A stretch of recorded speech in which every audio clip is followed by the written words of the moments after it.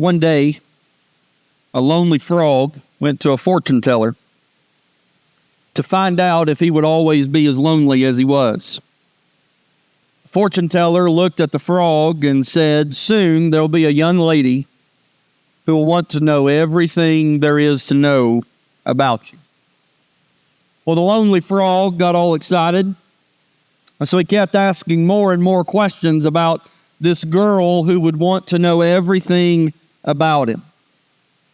Finally, the psychic answered and said, "Lonely frog, this girl who wants to know everything about you, you'll meet her next semester in biology class." You ever felt like the frog? Nothing ever goes your way.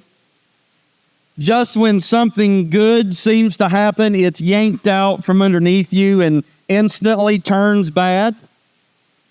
Even worse, we would think this, I think most of us would struggle to admit it, but there are times that it seems and it feels as though God is constantly doing stuff for everybody around you, and it's like He forgot that you even exist.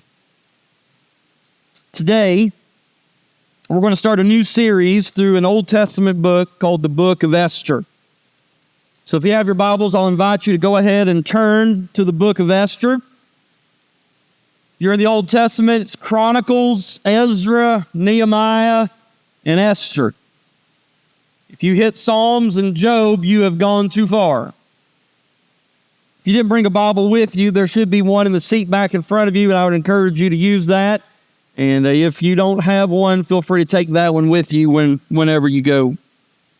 While you're turning, let me take a minute just to kind of catch you up on the story of the Bible and let you know exactly where the book of Esther fits in. Sometimes we are so good at putting the Bible under a microscope that we fail to see the large story, the big grand story that God is telling. So let me start us all the way back in Genesis chapter 12. Genesis chapter 12, God calls Abraham to leave his family and to go to a new location, and God promises that when he gets there, that God will make a nation out of Abraham who was childless.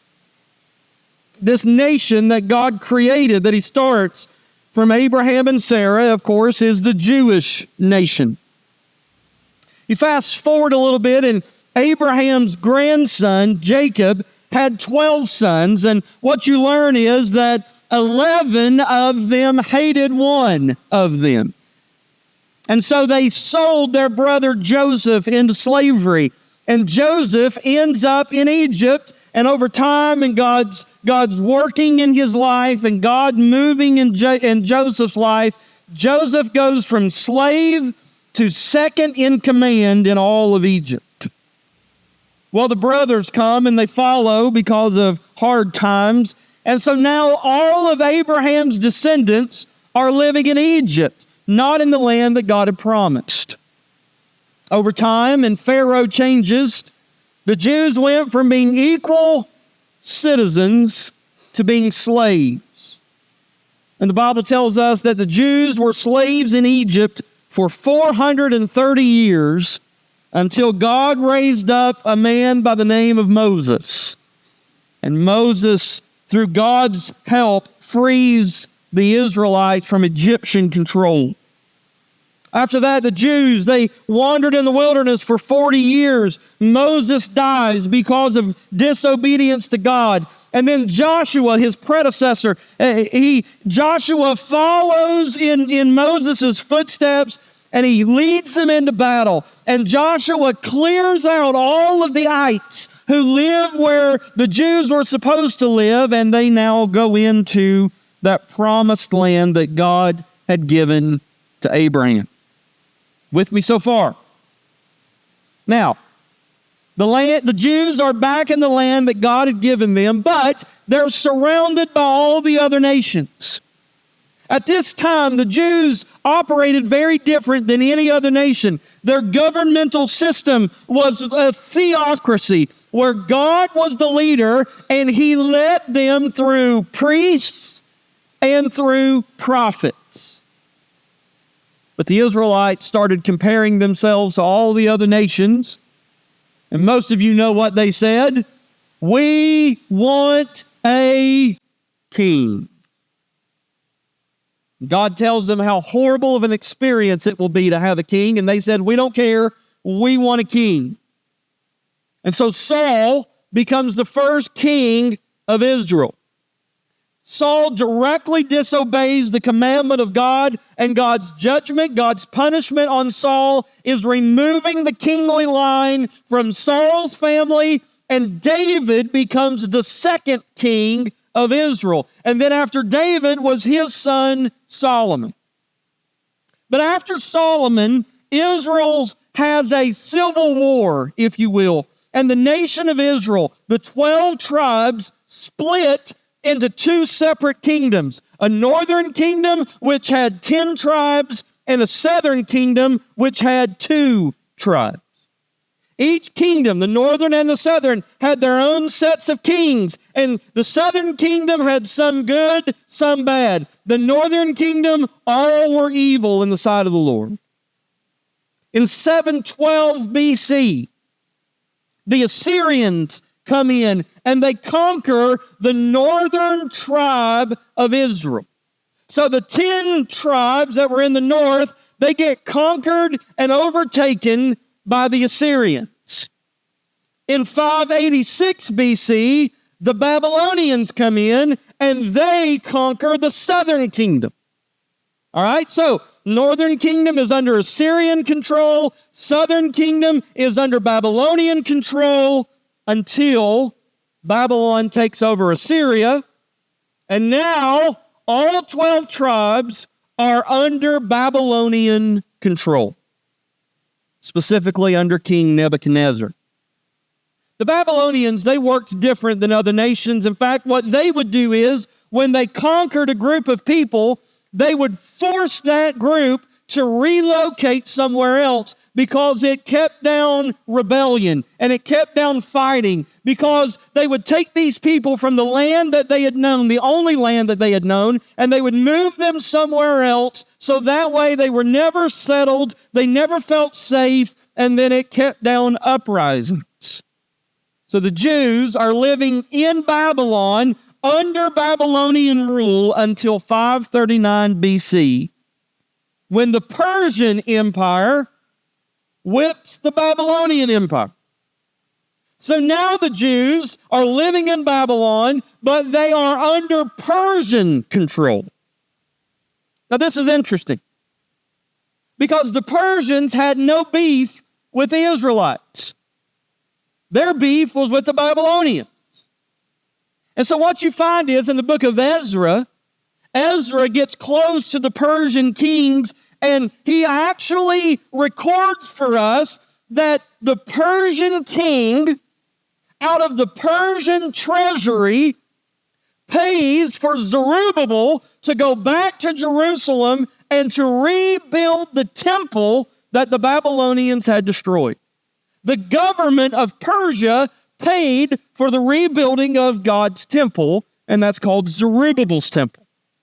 70 years after that, Nehemiah goes before the king, and Nehemiah is given permission to go back to Israel, and Persia pays for Nehemiah to rebuild the wall around the city of Jerusalem.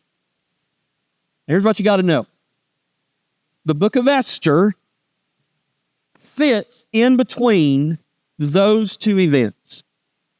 The temple has been rebuilt, the wall has not been rebuilt, and the book of Esther happens in between those two events. Specifically, the book of Esther happens between Ezra chapter 6 and Ezra chapter 7. Now, I would love to tell you that this story takes place in Jerusalem, because the Persian king had said the Jews could go back to their homeland. They could go back to Israel. They could go back to Jerusalem.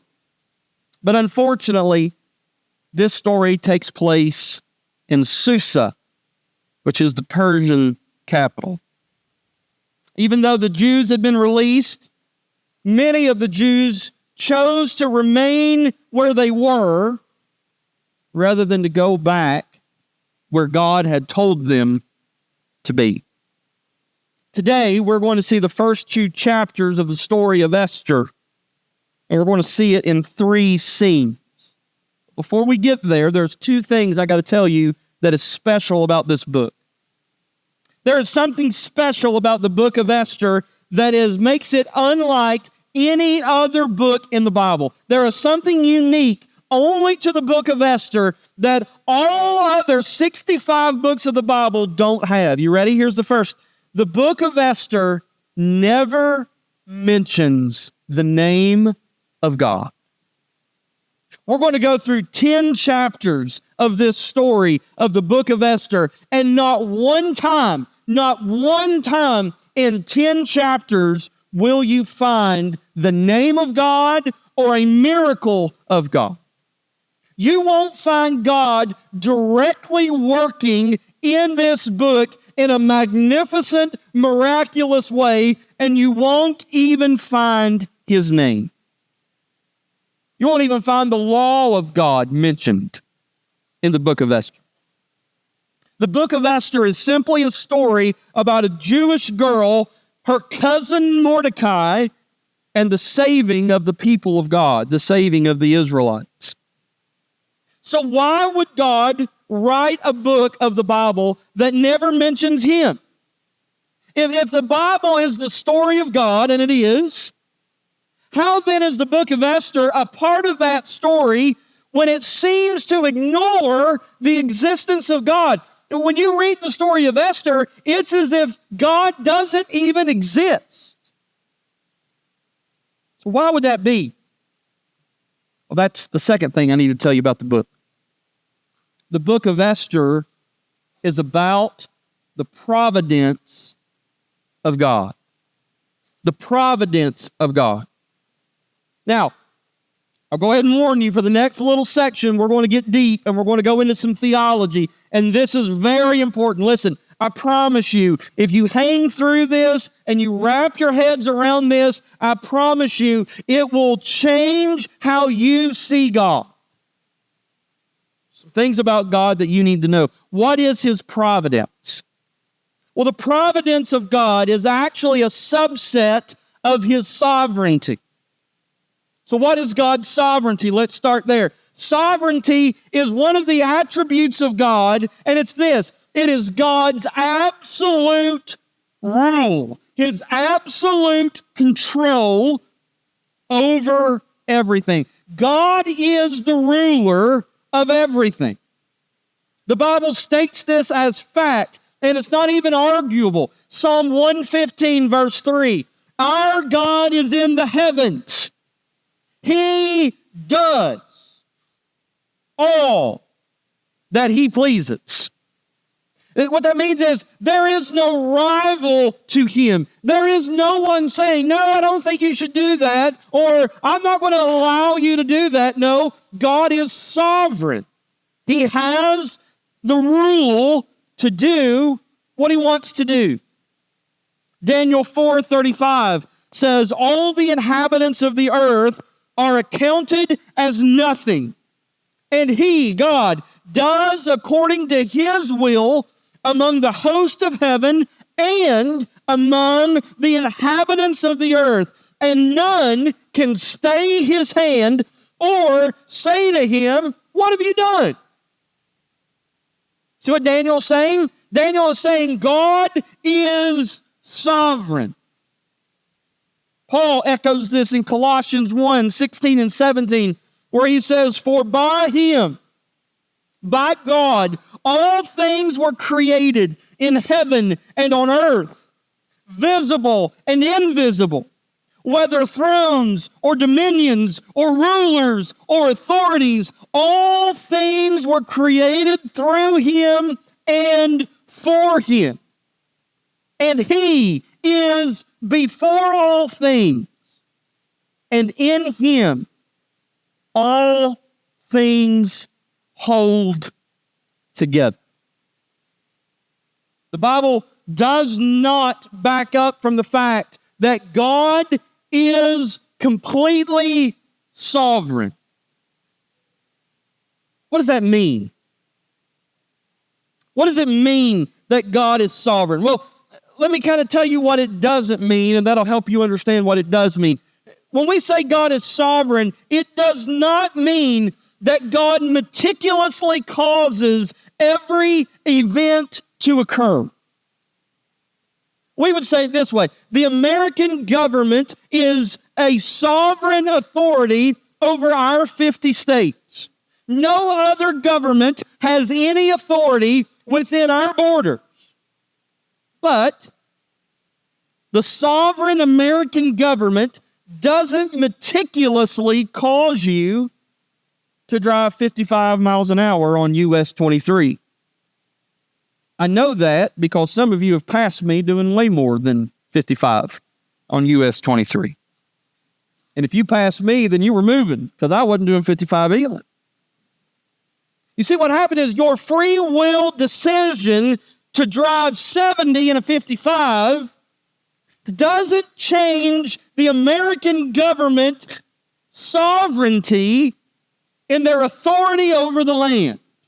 You see what I'm saying? You can be sovereign and you don't have to meticulously control everything that happens. There is a subset of theology where people think that God determines, it's called determinism, that God determines everything that will happen. You've heard this, we call them the old hard-shell Baptists or the old regular Baptists, right? They believe that God orchestrates everything. Nothing happens that God didn't make or force to happen. It's like the old regular Baptist woman who fell down the stairs and she got up and went, whew, glad that's over. Right? Because God did it to her, in their view. Reality is that's not what the Bible teaches. It teaches that God is sovereign, but it doesn't teach that He meticulously controls what everybody does or thinks or moves or says. There is free will inside of His sovereignty. In the same way that God is sovereign authority over everything, everyone, everywhere, man still has free will to decide under the sovereignty of God. But remember, the book of Esther is not about God's sovereignty.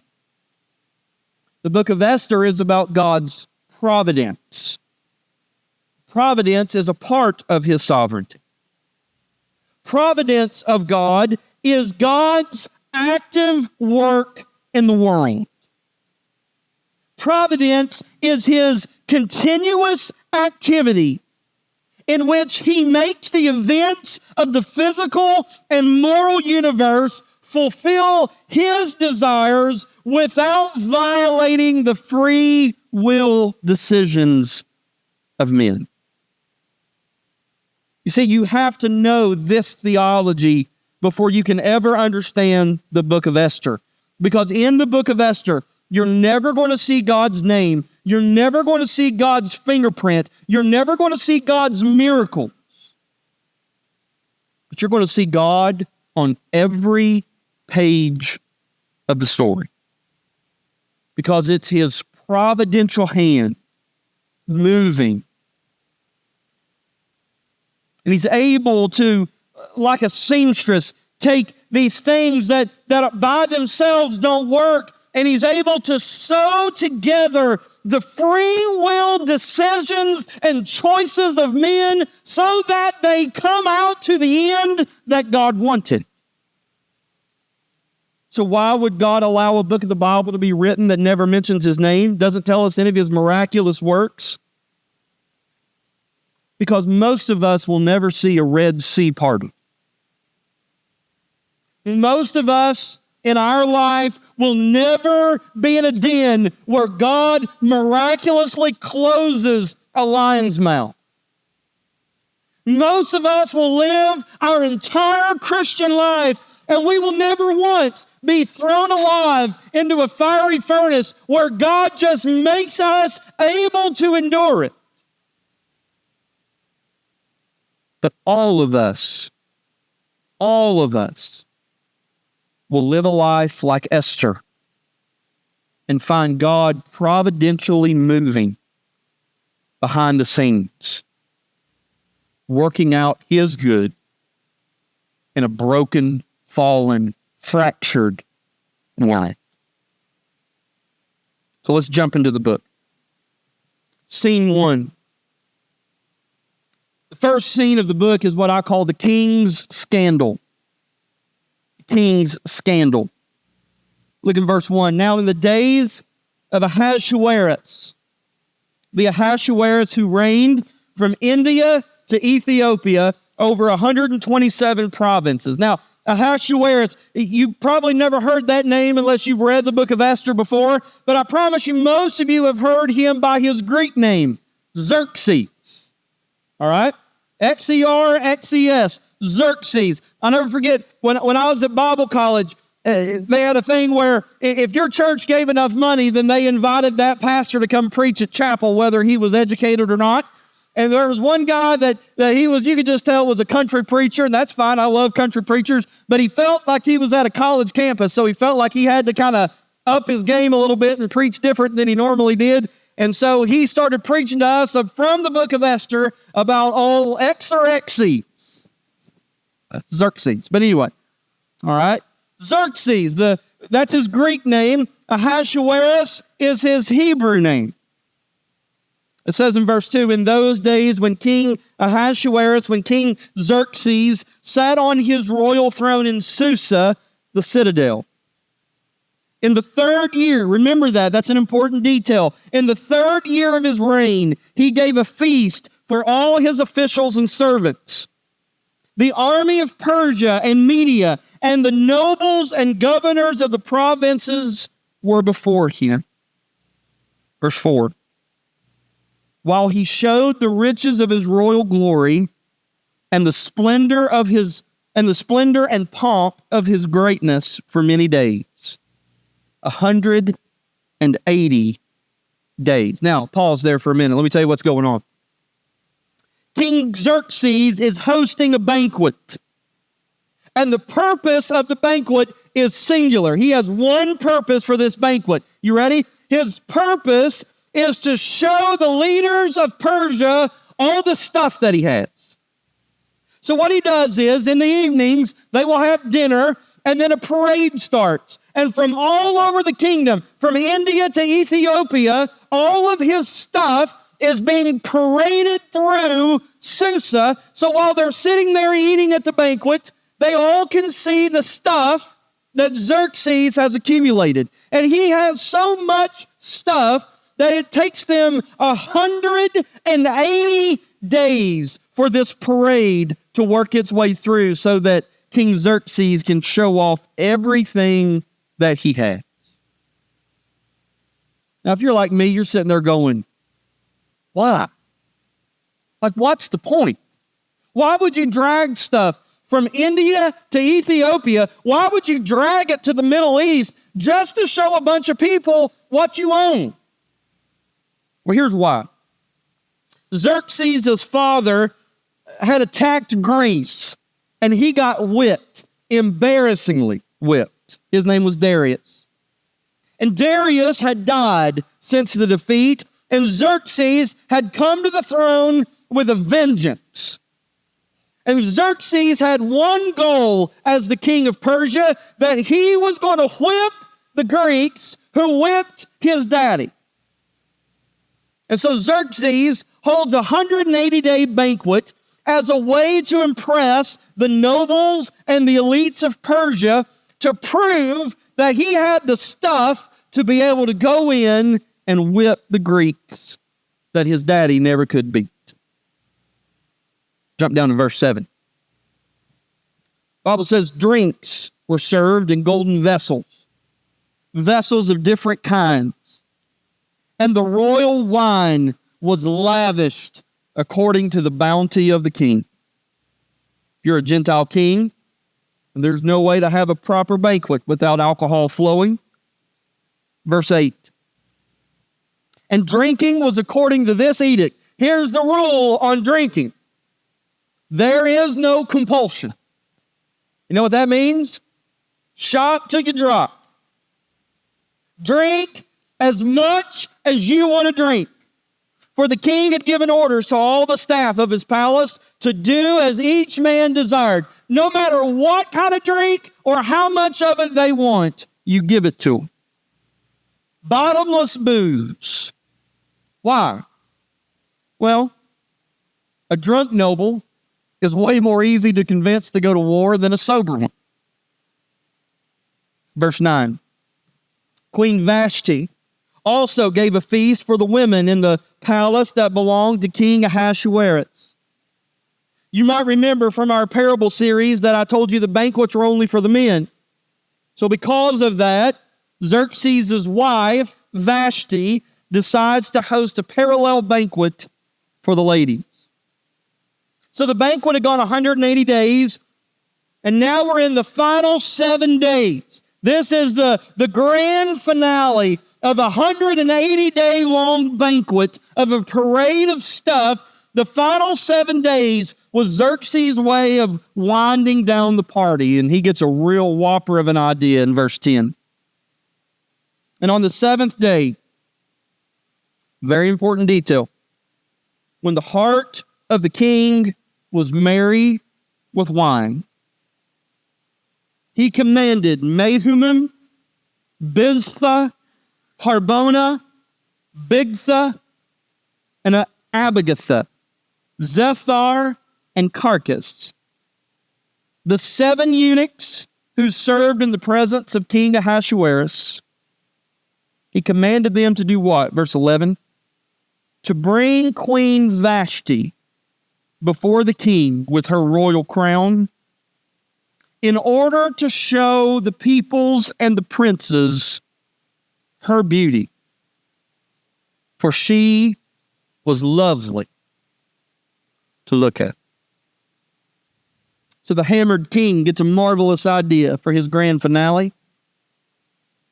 He said, the greatest thing that I possess, the greatest thing that I own is my beautiful wife, Vashti. And so I'm going to get her to come parade herself in front of hundreds or thousands of drunk men. Anybody see a problem? The king wants his friends. Think about this. Think about the depravity of this. The king wants his friends to be able in a drunken state to gawk at his beautiful wife.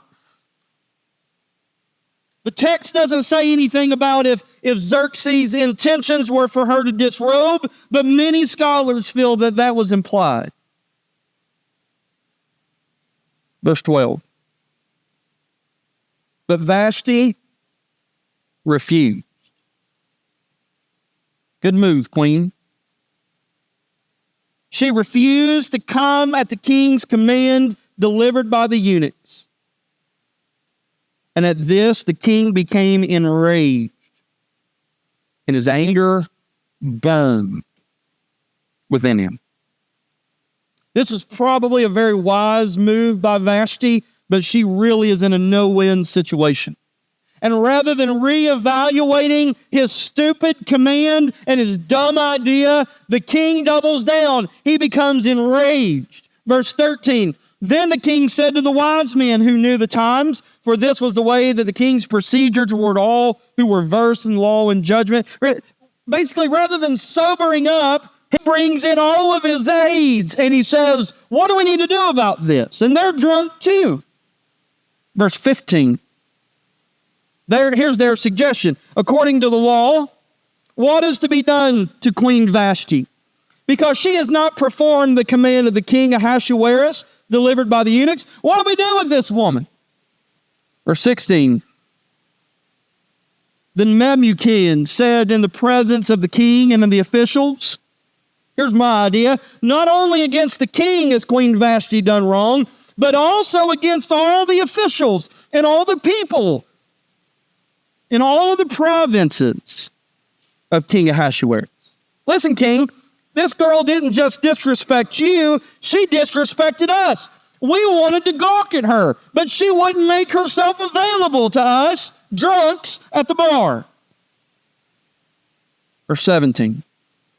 For the queen's behavior will be made known to all women, causing them to look at their husbands with contempt, since they will say, King Ahasuerus commanded Queen Vashti to be brought before him, and she did not come. This very day, the noble women of Persia and Media, who have heard of the queen's behavior, will say the same to all the king's officials, and there will be contempt and wrath in plenty. You see what they're saying? Listen, king, we're in a mess now.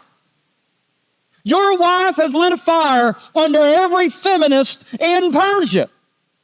Because now when they hear that Queen Vashti stood up to King Xerxes, then they're going to stand up to their husbands, and now it's going to be chaos in the streets, all because you can't control your woman. King? Verse 19, so if it please the king, let a royal order go out from him, and let it be written among the laws of the Persians and the Medes, so that it may not be repealed, that Vashti is never again to come before King Ahasuerus. And let the king give her royal position to another, who is better than she. The Persian government was written in such a way that once a law was passed, it could not be undone. So the counselor's advice is, you make a law that Vashti is out. And then every woman in Persia will know her role and her place. We can get back to life as normal. So when the decree made by the king is proclaimed throughout all of his kingdom, for it is vast, all women will give honor to their husbands, high and low alike. The advice pleased the king and the princes, and the king did as Memucan proposed. He sent letters to all the royal provinces, to every province in its own script, and to every people in its own language, that every man be master in his own household and speak according to the language of his people. That's the end of scene 1. That tells you how the Persian kingdom came to be without a queen. Scene 2. I call this Miss Persia Beauty Contest. Chapter 2, verse 1, after these things, when the anger of King Ahasuerus had abated, he remembered Vashti and what she had done and what had been decreed against her. Now, what does it mean after these things? Well, if you jump down to verse 16, you'll realize that now, chapter 2, we're in year 7 of King Xerxes. So 4 years have happened between Esther chapter 1 and Esther chapter 2. There's a 4-year gap in between it. So what happened? Well, Xerxes got his way, and he went and he attacked Greece. And what was the result? The result is one of the most significant accomplishments in military history by the Greeks, not the Persians. The Greeks whipped up on Xerxes. In fact, in 2006, a movie was made loosely reenacting the battle. The name of the movie is 300. And it's where 300 Spartans, 300 Greek soldiers stood up to 150 to 300,000 Persians and won. And that was King Xerxes, and that happened between Esther chapter 1 and Esther chapter 2. So Xerxes comes home with his tail tucked between his legs. He's defeated. He's lonely. And what's he do while he's reveling in his sorrow? He starts missing Vashti. The law is clear. He can't have her back. So all of his cabinet say, well, let's have a beauty contest and figure out who the new Vashti is. Verse 2, then the king's young men who attended him said, let beautiful young virgins be sought out for the king. And let the king appoint officers in all the provinces of his kingdom to gather all the beautiful virgins to the harem in Susa, the citadel, under custody of Hegai, the king's eunuch, who is in charge of the women. Let their cosmetics be given to them, and let the young woman who pleases the king be queen instead of Vashti. This pleased the king. He did so. Verse 5 says, there was a Jew in Susa, the citadel, whose name was Mordecai. It tells us his family lineage. Verse 6, Mordecai had been carried away from Jerusalem among the captives, carried away by Jeconiah, king of Judah, whom Nebuchadnezzar, the king of Babylon, had carried away. He was bringing up Hadassah. That's her Hebrew name. Esther. It's her Persian name. He was bringing up Hadassah, that is Esther, the daughter of his uncle, for she had neither father nor mother. The young woman had a beautiful figure and was lovely to look at, and when her father and her mother died, Mordecai took her as his own.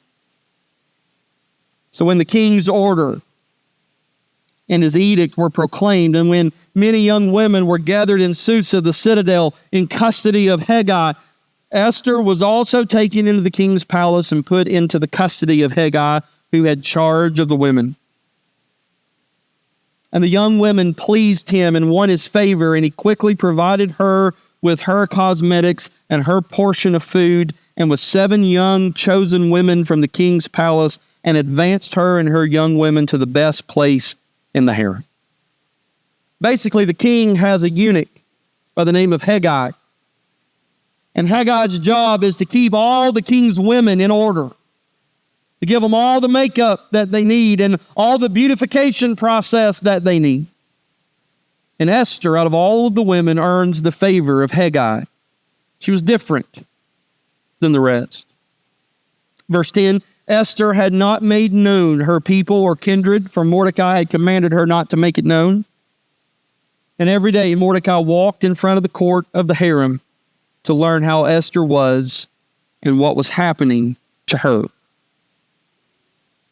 Verse 12 says, now when the turn came for each young woman to go in to King Ahasuerus, after being 12 months under the regulations for the women, since this was the regular period of their beautifying, 6 months with oil of myrrh and 6 months with spices and ointments for women.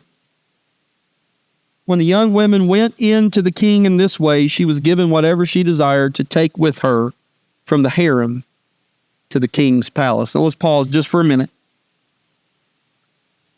If you notice, what happened is they would gather up all these girls and they would put them through a year-long beautification process. Men, has your wife ever ran you late getting ready? Oh, don't you men leave me out here by myself. All right? But a year.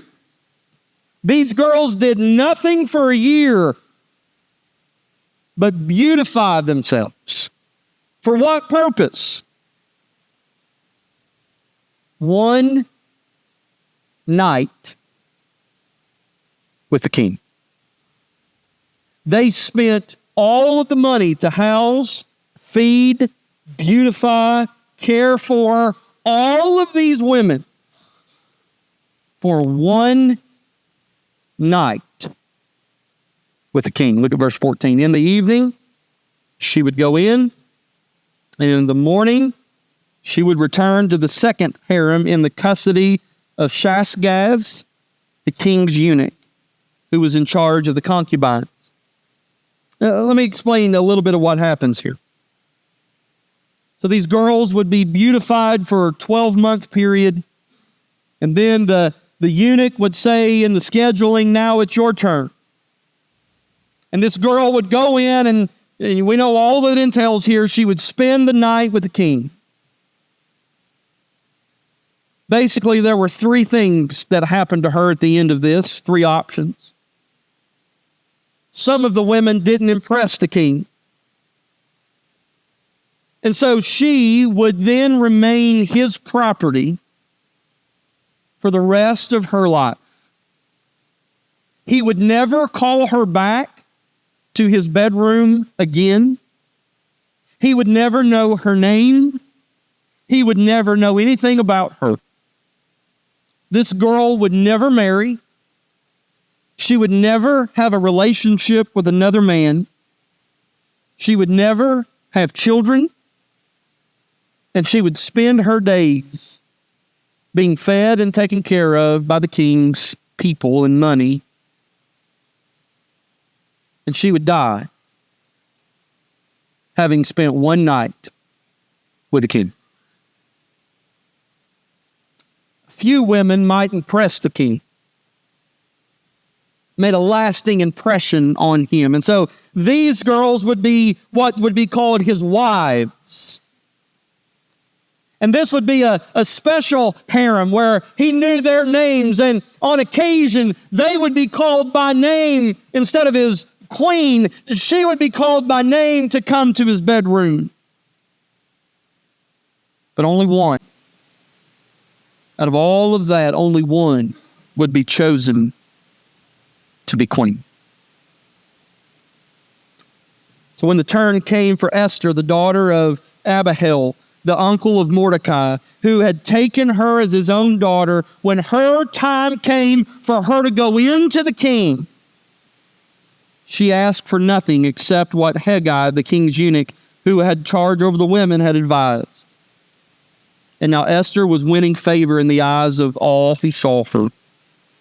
And when Esther was taken to King Ahasuerus into his royal palace in the 10th month, which is the month of Tebeth, on the 7th year of his reign, it says this, verse 17, the king loved Esther more than all the women. And she won grace and favor in his sight more than all the virgins, so that he set the royal crown on her head and made her queen instead of Vashti. Then the king, for another time, gives a great feast for all his officials and servants. And this was Esther's feast. And he also granted a remission of taxes to the provinces and gave gifts with royal generosity. There's a final scene at the end of chapter 2, and it's a quick one. It's an assassination plan. Verse 19 says, now when the virgins were gathered together the second time, Mordecai was sitting at the king's gate. And Esther had not made known her kindred or her people as Mordecai had commanded her, for Esther obeyed Mordecai just as when she was brought up by him. And in those days, as Mordecai was sitting at the king's gate, Bigthan and Teresh, two of the king's eunuchs who guarded the threshold, became angry and sought to lay hands on King Ahasuerus. There's an assassination plan. And this came to the knowledge of Mordecai, and he told Queen Esther, and Esther told the king in the name of Mordecai. And when the affair was investigated and found to be so, the men were both hanged from the gallows. And this is so important. You got to remember this. This will resurface in a couple weeks. And it was recorded in the book of the Chronicles in the presence of the king. 2 chapters, 3 scenes. What does all this mean for us? Let me give you quickly some things. Number 1, God normally works behind the scenes. Listen, everybody wants a miracle. I said this at the beginning. Everybody wants a Red Sea crossing. Everybody wants a lion's den delivery. Everybody wants fiery furnace protection. But listen, you've got far more in common with Esther than you do with the Israelites or Daniel or those 3 Hebrew boys. Listen, the name of God might not be mentioned in the book, but God is behind the scenes, and He's written on every page. And you and I have got to learn how to ponder the miraculous quality of the ordinary. Because think about how God is providentially working. God is providentially working when a king has a 180-day prideful banquet. And God is providentially working when the king gets wasted. And God is providentially working when he tries to parade his wife in front of hundreds of thousands of drunk men. And God is working behind the scenes at a completely sexualized pageant. And God is working behind the scenes whenever he allows Esther to find the favor of Haggai. And God is working behind the scenes when Esther finds the favor of King Xerxes. And God isn't causing any of this to happen. He's not forcing Xerxes to get drunk. He's not forcing Xerxes to parade Vashti around.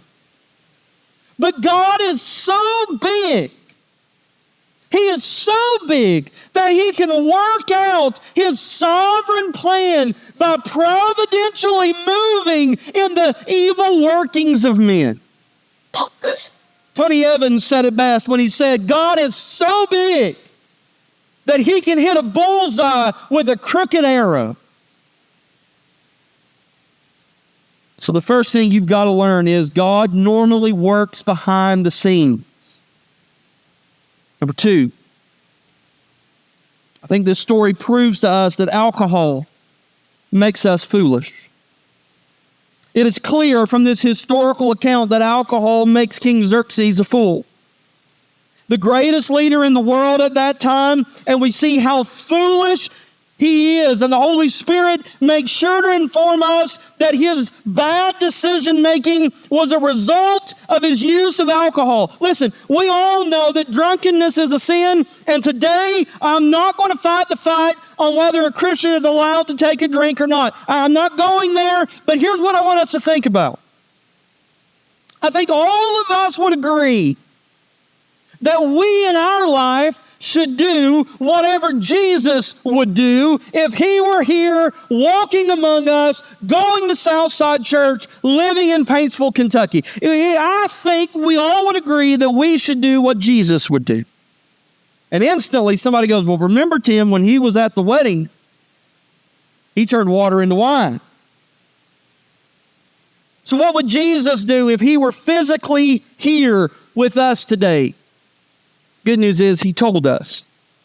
Matthew 26:29, Jesus said after his resurrection, I tell you, I will not drink again of this fruit of the vine until that day when I drink it new with you in my Father's kingdom. So Jesus tells us that if he were here with us today, that he would not drink it until the day that we enter into the kingdom of his, which, by the way, is when there is no more death. And if you have no death, you have no fermentation. So I would say it's a good example for us all to do what Jesus would do, and he tells us what he would do, is abstain from the vine until that day. Number three, we also learn from this story that a quick temper destroys relationships.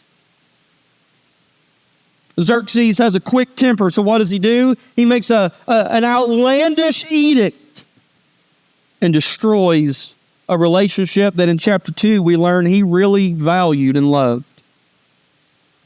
Proverbs 16:32 says, whoever is slow to anger is better than the mighty, and he who rules his spirit is better than he who takes a city. Number 4, we learn that bad things happen when you're in the wrong place. Can I tell you, a sign of spiritual maturity is not how much temptation you can withstand. A sign of spiritual maturity is how much temptation can you avoid. It's not about, hey, I'm kind of getting up here in my Christian life and I'm maturing and I'm really growing in my faith. I think I could walk right into the middle of something I ought not be a part of and just not even do it. And what you find the Bible teaches is biblical maturity and wisdom is Don't go near the temptation. You see, if Mordecai hadn't have been as comfortable as he was in Persia, maybe he would have gone with Ezra and Zerubbabel back to Jerusalem, which means Hadassah, Esther, would have never even been in question to be forced into a king's bedroom beyond her control. But bad things happen when you're not where you're supposed to be.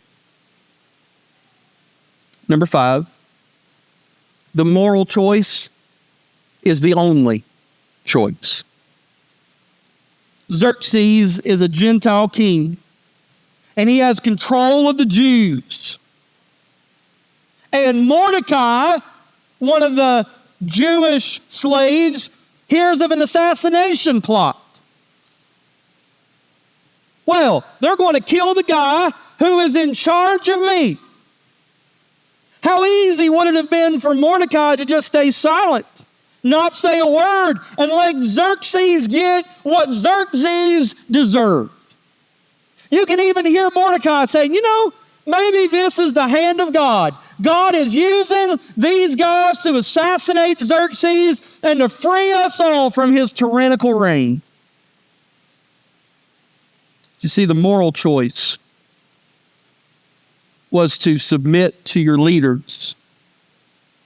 And so Mordecai, even though he might have benefited from Xerxes' death, Mordecai gets word to the king and saves his life because the moral choice is the only choice. As we work our way through this book, you're going to see the mighty hand of God, although it's never named, moving and working, which is why this morning we lifted up to him in song. You are waymaker, miracle worker, promise keeper, light in the darkness. That's who you are. Even when I don't see it, you're working. And even when I don't feel it, you're working. Because that is who you are. So many Christians live their entire Christian life waiting on a miracle that never comes. And in waiting for the miracle and focused on the miracle, they miss the providential moving of God in the ordinary, mundane, everyday things of life.